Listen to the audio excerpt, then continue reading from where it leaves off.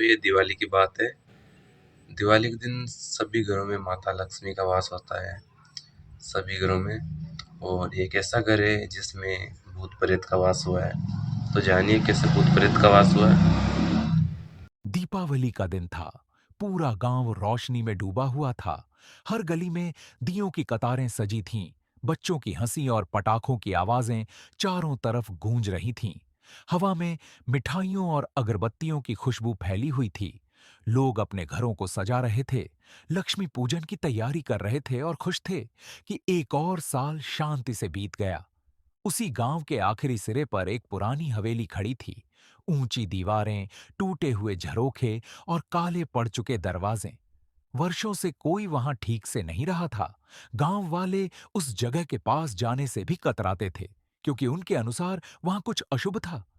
लेकिन इस बार शहर से आया शर्मा परिवार उसी हवेली में रहने लगा था। रमेश शर्मा अपनी पत्नी सुमन और 10 साल के बेटे मोहित के साथ कुछ दिन पहले ही वहां आया था।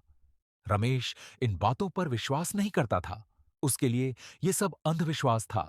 दीपावली की शाम सुमन पूरे मन से घर सजा रही थी। आंगन में रंगोली बनाई गई थी। दरवाजे पर आम के पत्तों का तोरण लगा था और हर कोने में दिए रखे गए थे। मोहित उत्साह से पटाखों के डिब्बे खोल रहा था और रमेश पूजा की तैयारी कर रहा था। सब कुछ सामान्य लग रहा था, लेकिन जैसे ही सूरज ढलने लगा, वातावरण बदलने लगा। अचानक बिना किसी कारण के तेज हवा चली। कई दिए एक साथ बुझ गए। सुमन को अजीब लगा, क्योंकि मौसम बिल्कुल शांत था। उसने दिए फिर से जलाए, लेकिन उसके मन में एक अनजानी घबराहट पैदा हो गई। रमेश ने उसे समझाया कि यह बस संयोग है और पूजा शुरू कर दी।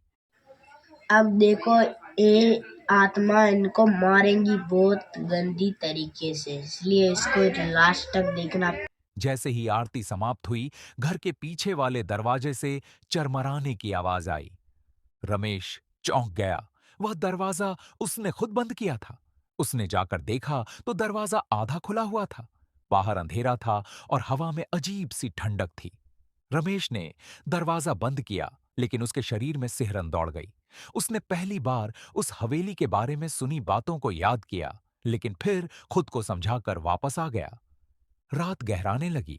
गांव में पटाखों की आवाजें धीरे धीरे कम होने लगीं। सन्नाटा फैलने लगा। तभी मोहित ने धीमी आवाज में कहा कि खिड़की के बाहर कोई औरत खड़ी है। सुमन ने पहले उसे डर का वहम समझा, लेकिन जब उसने खिड़की की ओर देखा तो उसका दिल बैठ गया। बाहर सच में एक परछाई दिखाई दे रही थी। वह हिल नहीं रही थी, बस स्थिर खड़ी थी। रमेश ने हिम्मत जुटाकर खिड़की खोली।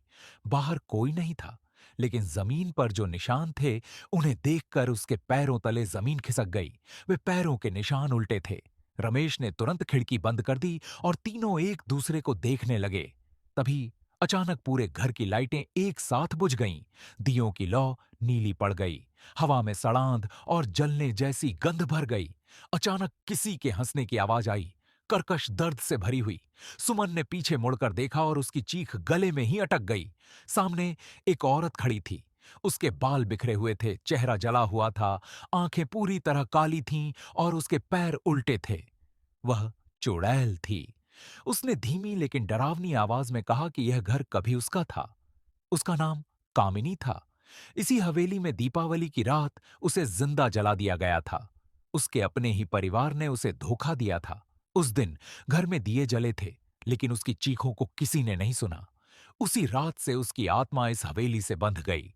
चुड़ैल ने कहा कि वह हर दीपावली लौटती है।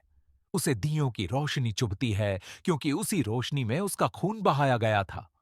रमेश कांपते हुए बोला कि उन्होंने उसका कुछ नहीं किया है और वह उन्हें छोड़ दे। ये इंसान शायद तक कि बचेगा मेरे हिसाब से। तो आगे आगे देखते हैं ये इंसान मरता है या बचता है। चुड़ैल ने मोहित की ओर देखा।